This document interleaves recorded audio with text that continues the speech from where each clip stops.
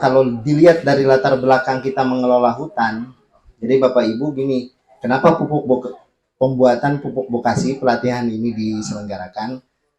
Karena pada dasarnya kan Bapak dan Ibu itu mengelola lahan hutan ya, betul nggak?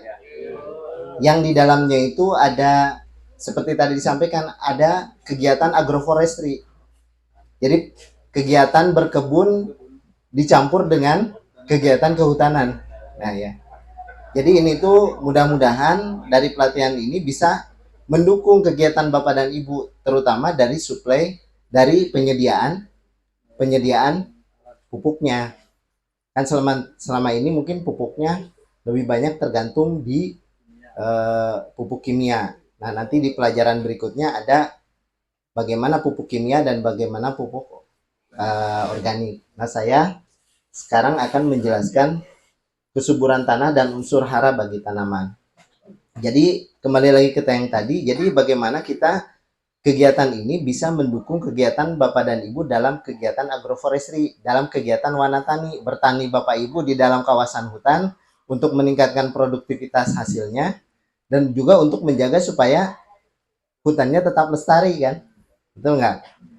Ya itu mungkin harapan dari pelatihan ini. Nah kira-kira di sini kesuburan tanah dan unsur hara itu apa yang ingin kita capai di pembelajaran ini? Jadi Bapak Ibu nanti diharapkan setelah mengikuti pembelajaran ini bisa menjelaskan kesuburan dan unsur hara tanaman. Ya. Kemudian apa cirinya? Indikatornya itu cirinya Bapak Ibu udah mengikuti ini tuh apa? Jadi bisa menjelaskan kesuburan tanah dan unsur hara bagi tanaman. Ya. Jadi nanti kalau ditanya nih Bapak keluar setelah ini, apa kesuburan tanah? Nah, harus tahu ya, harus dijelasin. Kan udah dijelasin. Ya. Atau nanti unsur hara itu apa? Ya, nanti lihat aja nanti kalau misalnya ini kalau ada yang punya WA grup udah ada belum? Oh yang Pak Indra minta tolong nanti bikinkan WA grup ya. WA grup itu penting nanti buat kerjasama setelah ini. Jadi Bapak Ibu pada saat praktek kita membuat pupuk organik kan. Setelah itu Bapak Ibu berkomunikasi untuk saling bertukar informasi terkait dengan apakah Bapak Ibu juga melanjutkan untuk itu karena selama 21 hari, 15 hari dan 5 hari setelah pembuatan itu harus diamati ya. Nanti kita saling share, saling bagi hasilnya gimana ya. Nah, sebelum ke sana kita lihat dulu apa itu kesuburan tanah. Jadi kesuburan tanah saya akan menjelaskan dari 3 hal ini, yaitu pengertian tanah, ya, kemudian juga komponen tanah dan kesuburan tanah, ya. Lihat aja, Bapak Ibu nggak usah dicatat ya. Nanti saya kasih filenya. Atau kalau mau dicatat yang penting-penting aja yang mau ditanyakan, ya, ya, ya yang mau ditanyakan aja ya. Oke, ini pengertian tanah. Kalau dari aspek geologis, geologis itu apa sih? Ilmu tentang kebumian. Jadi lapisan tanah itu adalah lapisan kerak bumi yang paling terluar. Ya, terluar itu kalau bumi itu bulat, ibu bulat kan? Nah, kan inti bumi itu ada di tengah ya. Inti bumi magma itu ada di tengah kalau di ilmu geografi itu. Kalau mungkin Bapak dan Ibu yang sudah mempelajari geografi, nah itu tanah itu ada di kulit terluarnya. Dan itu posisinya tipis, Pak. Nggak terlalu ini. Makanya tanah itu ada namanya konservasi tanah dan air. Nah, konservasi tanah itu salah satunya itu. Bagaimana kita melindungi supaya tanah itu tetap terjaga gitu. Karena saking tipisnya ya apalagi di tempat yang makanya ketika di tempat yang tidak ada tanamannya, kemiringannya tertentu, mudah tererosi oleh air hujan. Nah, itu yang menyebabkan kenapa tanah itu perlu dikonservasi, dilindungi ya. Karena saking tipisnya itu, relatif tipis ya. Kemudian tanah juga tempat berpijak dan beraktivitas bagi kita manusia dan makhluk lain. Jadi kita tuh di permukaan tanah ini berbagi dengan makhluk hidup lain ya. Ya di sekitar kita juga banyak makhluk hidup ya, baik tumbuhan maupun hewan. Dan kita berbagi ruang untuk itu ya. Makanya kalau di sini hama untuk tanaman apa? Oh, kera aja. Oh, itu aja. Kalau anjing itu dipelihara kan? Oh, ganggu. Iya, iya, iya. Oke, tapi kalau seperti babi hutan nggak ada ya? Ada juga. Nah, tapi nggak terlalu ini, nggak terlalu mengganggu, nggak terlalu banyak. Oke. Oh, jadi kera yang paling ini ya. Oh. Berarti ketela pohon aman? Enggak juga. Dia bisa cabut sendiri. Oh ya. Oke, oke. Nah itu makanya di tanah itu ya, saking kita berbagi ruangnya dengan mereka ya, kita juga memang selain kita, mereka hak mereka juga untuk hidup ya. Oke. Ya. Nanti kita cerita itu kalau lagi ngobrol di luar. Nah, yang jelas juga tanah itu ada tubuh alam yang terbentuk dan berkembang sebagai akibat kerja gaya-gaya alam terhadap bahan-bahan alam di permukaan bumi.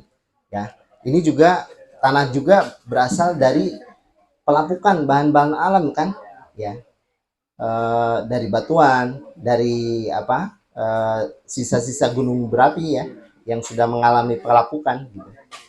Nah itu.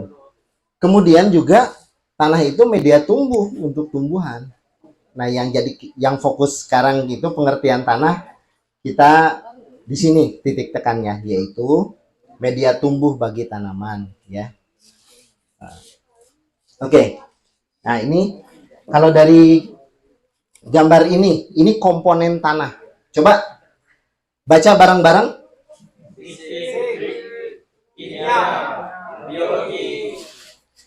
Kalau fisik yang Bapak Ibu ketahui, fisik tanah itu apa? Sebutkan aja. Keras. Terus lembut. Lembur. Gembur. Oh, gembur. Iya. Coba apa lagi? Sifat fisik tanah. Berpasir. Oke. Terus apa lagi? Lihat. Hah? Lihat. Oh, lihat. Oke. Apa? Grey. Grey atau clay? Clay. Pasir itu agak macam pasir gitu. Oh, macam seperti pasir. Oke. Saya itu istilah sini ya. Oh ya, istilah sini. Oke, nggak apa-apa. Jadi fisik itu yang jelas yang bisa kita raba, bisa kita rasakan, bisa kita lihat. Itu fisik ya. Bisa kita cium? Ya, bisa kita cium. Ada baunya nggak kalau tanah? Ada kan, macam-macam juga ya. Bahkan ada yang bisa dirasa. Itu beberapa kawan-kawan petani bisa dijilat, oh ini asam gitu. Ya betul nggak? Iya betul. Itu di petani kami, bukan petani, saya sambil ngobrol-ngobrol dengan pekebun di sekolah anak saya, dia lagi nabur-nabur dolomit ya. Ini kenapa dikasih dolomit? Ini asam Pak tanahnya katanya. Terus kenapa? Dilihat asamnya gimana? Ya coba Pak, kalau saya jilat itu rasanya asam. Saya nggak tahu juga, saya nggak ngikut deh. Tapi dia lihat, oh ini asam kan? Karena ini bekas garukan apa ekskavator ya. Ya itu baru katanya. Ini udah pasti asam katanya. Bahkan dia wangi gini, ini asam Pak katanya.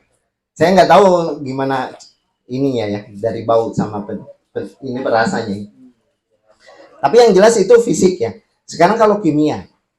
Kalau kimianya itu apa? Kalau kimianya itu unsur-unsur ininya. Unsur-unsur kimianya yang ada di dalam tanah. Nah, unsur kimia nanti kita ini banyak namanya itu.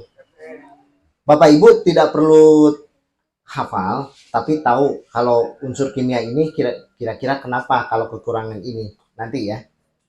Nanti setelah ini. Nah sekarang biologi di dalam tanah itu ada biologinya. Biologinya itu sifat biologinya di dalam tanah itu karena ada apanya? Ada cacing. Cacing itu ada makhluk hidup lainnya ya. Dan cacing itu masih kelihatan. Nah, ada lagi yang tidak kelihatan. Apa yang tidak kelihatan? Bakteri. Ya, Bapak tahu bakteri, alhamdulillah ya. Iya, berarti pernah belajar IPA kan? Ini ada yang di sekolah SD sekarang SD, SMP itu udah belajar IPA juga. Ada bakteri, ada jamur. Jamur itu bukan jamur yang ada payungnya, bukan jamur merang, tapi ada juga jamur-jamur yang nggak kelihatan. Ya seperti jamur kulit juga nggak kelihatan kan? Iya betul kan? Cuman disuruh pakai merek tertentu, ya yang kelihatan hanya di iklan. Nah persisnya yang di iklan jamur di iklan penyakit kulit itu adalah kalau diperbesar dengan mikroskop. Mikroskop itu pembesarannya bisa 1000, 2000 kali, bisa 3000 kali, bahkan mikroskopik elektron itu bisa jutaan kali.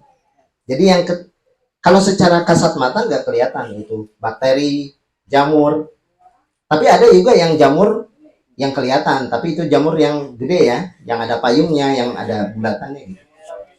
Tapi kalau jamur-jamur yang di dalam tanah itu tidak kelihatan.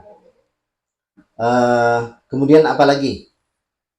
Selain bakteri, jamur, dan makhluk hidup lainnya banyak sih ya. Ada amuba, ada apa lagi? Ya termasuk juga apa namanya? Moluska itu yang ya siput-siput gitu. Ya kalau di sini orang moluska karena di laut ya, pasti moluskanya sudah familiar, sudah gampang mengenal. Ada sip, ada kima, ada apa ya yang gitu. Nah itu siput juga, tapi dalam tanah juga ada juga yang gitu.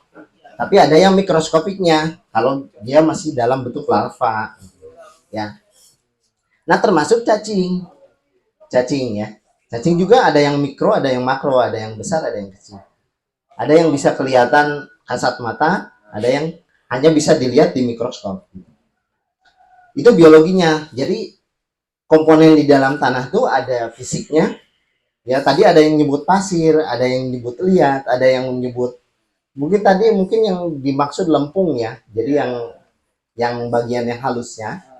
Kemudian di kimianya itu kimia belum. Nah kalau kimia unsurnya itu nggak kelihatan.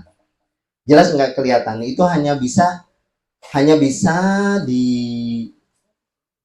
dibuktikan dengan apa? Analisis laboratorium kimia. Karena kimia itu ya. Jadi kimia itu susah juga menggambarkannya ya. Jadi pokoknya Bapak Ibu nanti ada nama-namanya. Nanti saya setelah ini. Kalau biologi yang tadi, kalau yang biologi itu ada makhluk hidup yang di dalam tanah itu ya. Nah, jadi kesuburan itu Bapak dan Ibu, kesuburan itu harus ada tiga-tiganya. Harus fisiknya terpenuhi, kimianya terpenuhi, biologinya juga harus terpenuhi. Nah gini saya tanya, kalau di pupuk organik, misalnya urea, yang terpenuhinya hanya di apanya? Hanya di kimianya aja. Sedangkan di fisiknya, struktur dari apa tanah itu tidak terpenuhi dari pupuk urea. Begitupun di biologinya. Bahkan di biologinya ada beberapa pupuk kimia yang memang dia bisa mematikan mikroba lainnya. Jadi kalau kesuburan tanah itu ini semua unsur fisik, kimia sama biologi itu semuanya harus berimbang. Ya. Harus berimbang. Jadi harus ada semua. Misalnya kalau di pupuk kimia dikasih terus kemudian fisiknya tidak diperbaiki, biologinya nggak ada, itu juga kurang produktivitasnya kurang. Jadi kesuburannya itu kurang ya, karena ada komponen yang tidak berimbang ya. Oke, sampai sini paham? Ada yang bisa ya? Enggak, maksudnya kalau ada yang mau bertanya mau nggak, silakan. Nggak ada. Oke, tapi kalau ada ngantuk-ngantuk dikit nggak apa-apa ya, jam segini kan ya. Oh, nggak ngantuk-ngantuk dikit. Berarti semangat ini. Padahal ini setengah 12 biasanya kalau lagi di kebun mana waktu istirahat di rebahan di ya kalau waktu rebahan di gubuk ya. Pengertian kesuburan tanah. Jadi pengertian kesuburan tanah adalah keadaan dan kemampuan tanah untuk mendukung pertumbuhan tanaman dengan berbagai komponen di dalamnya. Ya. Jadi kemampuan tanah untuk mendukung tanaman ya dengan kandungan komponen yang ada di dalamnya. Komponennya itu tadi fisik, kimia, sama biologi. Ingat ya, Pak ya. Kemudian mutu tanah untuk bercocok tanam yang ditentukan oleh sejumlah sifat fisik, kimia, dan biologi bagian tubuh tanah yang menjadi tempat hidup akar-akar aktif tanaman. Nah, ini maksudnya ini adalah sifat fisik kimia ini adalah yang dibutuhkan oleh tanaman ya dengan melalui tempat hidup dan akar-akar yang aktif untuk tanaman itu. Ya. Jadi dikatakan subur jika tanaman dapat tumbuh dan berkembang dengan baik serta produktivitasnya tinggi. Artinya produktivitas tinggi itu apa? Bapak, Ibu, hasilnya. Oh, internet. Siapa namanya? Ini paling aktif nih. Saya senang kalau ada yang gini. Apa lagi? Tadi saya tanya produktivitas itu adalah hasilnya ya. Hasilnya. Nah, hasilnya itu Bapak Ibu mau menuju apa? Mau buahnya, mau beratnya, oke? Mau daunnya, atau mau pohonnya? Semuanya, mau semuanya. Oke. Berarti semuanya harus terpenuhi. Ya kan? Tapi kalau katakanlah Bapak Ibu ketela ya. Ketela yang diinginkan apanya? Hasilnya. Ininya kan umbinya kan? Umbinya dan mungkin daunnya. Kalau di sini daunnya laku dijual, laku juga ya, atau dikonsumsi aja. Berarti lebih ke umbi kan. Nah, apa yang dibutuhkan oleh singkong itu untuk umbinya kita penuhi dari sifat tanahnya itu harus ada di mana di sifat fisik kimia biologinya itu harus kita penuhi gitu. Ya komponennya itu harus kita penuhi. Nah, nanti apa yang dibutuhkannya, nah itu yang kita pikirkan apa yang nanti di penjelasan berikutnya. Ya. Nah, biasanya Bapak dan Ibu kalau melihat ciri-ciri tanah subur itu warnanya gelap kehitaman sama nggak di sini? Atau yang gelap kehitaman malah beracun? Ada juga yang gelap kehitaman tapi beracun. Ada. Itu yang sifatnya tanah anaerobik, misalnya di dasar tambak. Agak berminyak juga. Oh, agak berminyak. Itu karena pencemaran atau bukan? Bukan juga. Tapi yang jelas kalau pada umumnya warnanya gelap atau kehitaman. Yang mencirikan bahwa bahan organiknya itu banyak. Nah, ini pH. pH itu sudah antara 6 sampai 7. pH itu apa? Kadar keasaman. Betul itu, kadar keasaman.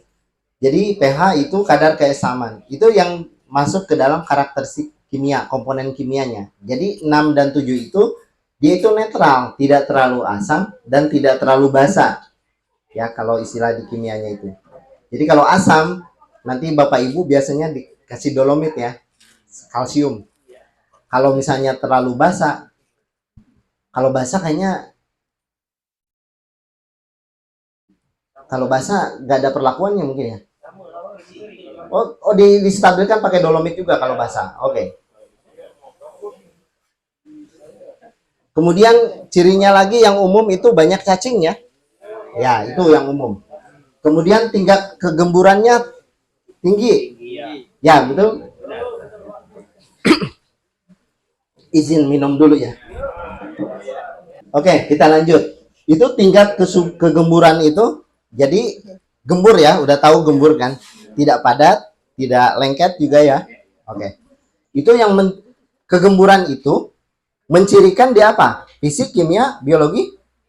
Fisik. Oke, aduh pinter nih. Saya senang kalau begini.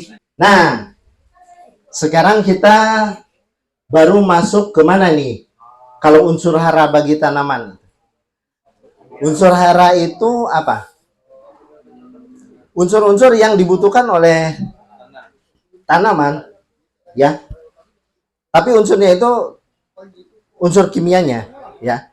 Unsur kimianya itu ada unsur hara makro sama mikro. Itu makro itu dia dibutuhkan dalam gini. Jadi semua unsur hara ini dibutuhkan oleh tumbuhan, ya. Dibutuhkan oleh tanaman. Jadi unsur hara makro itu dibutuhkannya banyak, ya. Sangat dibutuhkan banyak dan harus ada. Begitupun yang unsur hara mikro harus ada tapi dibutuhkannya sedikit. Makanya disebut mikro, ya. Apa saja di dalamnya? Nah, kita mulai. Nah, klasifikasi unsur hara. Ini mungkin Bapak Ibu agak saya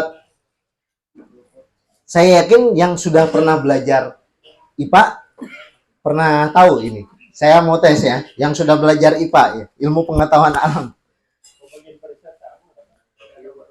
Kalau C apa? Ada yang lain? Kalium. Ada yang lain? Karbon. Nah, ada yang bilang karbon. Siapa yang bilang karbon? Woi, mantap Bapak ini. Pak siapa namanya? Pak Tarman. Pak Salman. Oke, mantap. Pak Salman. Kalau H? Hidrogen. Waduh, mantap ini. Banyak nih yang tahu. Kalau O? Oksigen. Waduh, ini banyak di iklan soalnya ya, kalau oksigen ya. Oke. Kalau tanah, tanah itu unsur primernya NPK ya. N itu apa? Nitrogen. Oke. Kemudian P-nya fosfor. Waduh. Mantap, mantap. Kalium? Kalium.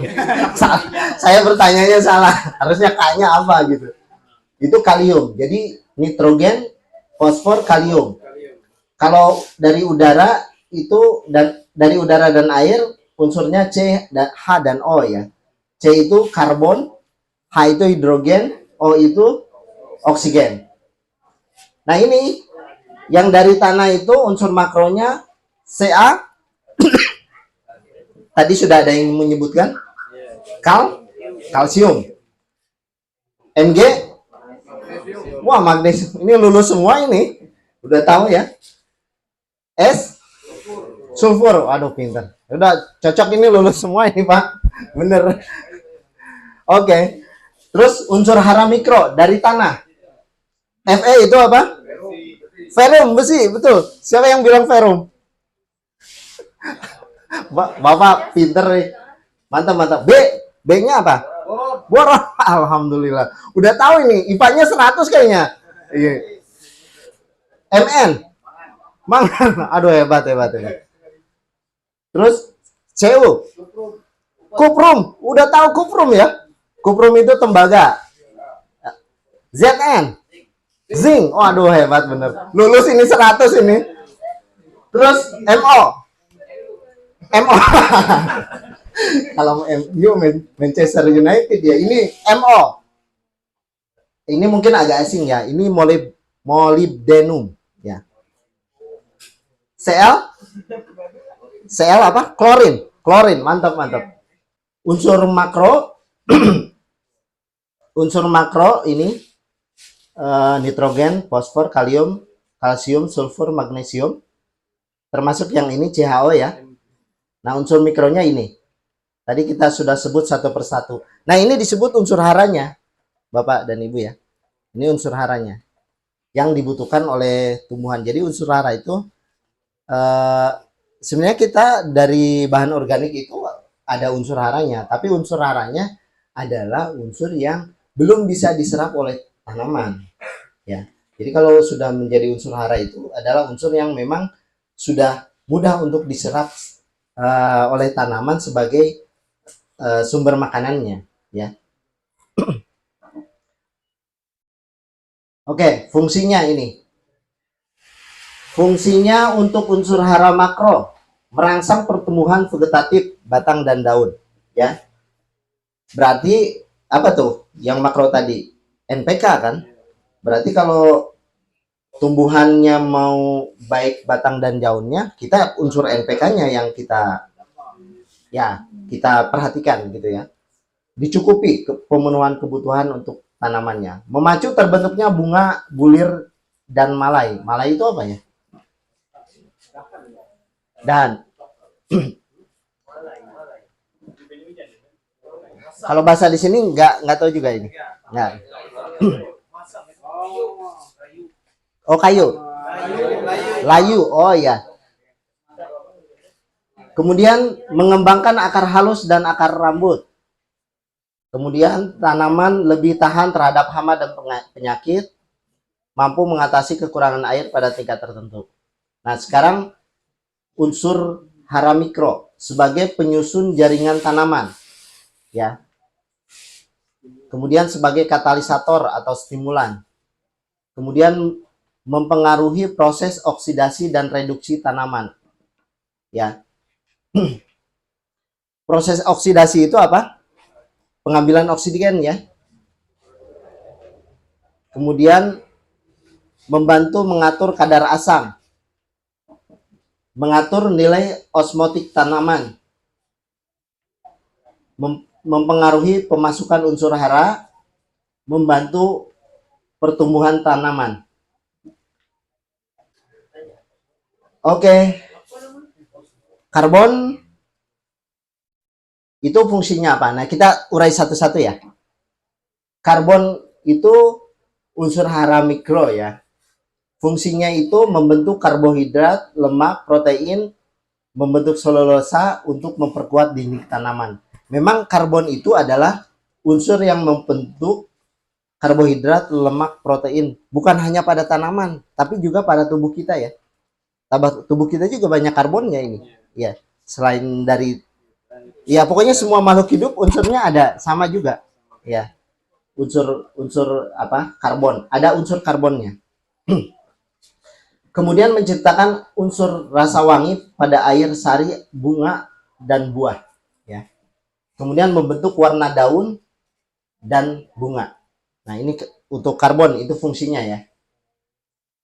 Kemudian untuk hidrogen, ya kita 15 menit lagi ya istirahat. Kita selesaikan sampai ada berapa ini? Kan yang mikronya banyak ya. Unsur hidrogen diperoleh tanaman dari memecah air H2O ya. Jadi di unsur air itu kan ada hidrogennya. Ya. Ini diperoleh dari memecah unsur kimia air ya. Itu kemudian air berasal dari udara, air hujan, dan dari tanah. Bisa dari air tanah atau dari hujan. Berfungsi untuk membentuk gula, glukosa menjadi karbohidrat, pembentuk lemak, dan protein. Jadi di dalam gula itu ada unsur hidrogennya. Makanya nanti kita gunakan glukosa ya, gula, untuk unsur penambah ini, hara makronya. Ya, di pupuk nanti di praktek. Banyak menggunakan gula. Tapi gula itu nanti tujuannya kalau di dalam konteks bukasi untuk sumber makanan bakterinya. Ya, karena membutuhkan gula. Unsurnya termasuk hidrogen ini. Kemudian proses pembentukan glukosa disebut proses asimilasi karbon dioksida atau fotosintesis ya. Fotosintesis Bapak Ibu mengenal kan proses itu? Fotosintesis apa proses ya? Bahasa gampangannya gitu. Ya, proses menyerap karbon dioksida melalui bantuan matahari untuk menghasilkan glukosa dan air. Itu bahasa ringkasnya ya. Kalau fotosintesa itu. Karena bagaimanapun ya memang matahari bisa digantikan dengan lampu tapi tidak ya matahari itu kan anugerah yang maha kuasa ya yang diberikan kepada kita. Kalau ini kan butuh energi lagi ya. Nah, itu.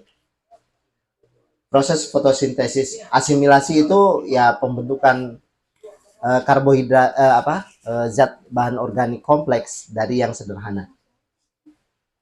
Mungkin ada yang ditanyakan sampai sini? Ada? Ya. Boleh dengarkan aja lagi ya, lanjut ya. Nyusul ya, benar-benar. Kan bisa sambil ngobrol juga ya, sambil makan siang gitu. Nanti Bapak Ibu diskusi, kira-kira apa yang mau ditanyakan nih gitu. Habis istirahat kan masih ada kurang lebih 45 menit lah. Kemudian oksigen. Oksigen itu fungsi unsur hara makro sama, diperoleh tanaman dari air dan udara. Jadi oksigen itu bisa diserap melalui air ya oleh akar dengan memecah H2O karena ada unsur oksigen di dalam air itu. Air itu kan unsur kimianya H2O. Ya, jadi oksigennya bisa diambil oleh tanaman dari dalam tanah, air tanah ya. Kemudian oksigen juga bisa diambil dari udara. Nah, sekarang gini, apakah tanaman membutuhkan oksigen? Pertanyaannya.